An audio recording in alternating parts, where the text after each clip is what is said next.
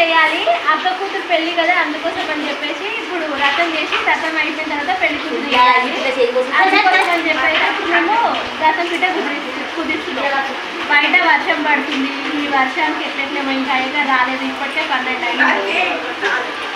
ఇప్పుడు రథం పిట్ట కుదియంగానే అయ్యగారికి ఫోన్ చేసి వస్తారంటే అందుకే అడగడంలో తొందరగా అందరం కలిసి చూపిస్తాం. రథం అయిపోయిన తర్వాత పెళ్లి కూతురు చేయాలి. ఇంకో పెళ్లి కూతురు ఇది కట్టుకుంటుంది తొందరగా. ఈ అక్క కూతురుదే పెళ్ళి, మా పెద్దమ్మ. ఇంకో ఈమెనే పెళ్లి చేస్తాం బిడ్డ. ఈమె బిడ్డదే ఈరంగా ఉంటుంది. అలా పెళ్లి పాప పెళ్లి చేసుకుంటే ఒక గాలంగా ఉంది. ఆమె పెళ్లి పనులు ఆమె బిజీగా చేస్తూనే ఉంది. ఇక మరి ఎవరు చేస్తాం? మేము అంటున్నాము మరి నువ్వు ఊళ్ళకు ఎవరు చేస్తావు అమ్మ ఇప్పుడే నువ్వు చేసుకున్నానంటే చేసుకుంటుంది మా మనవరాలు పని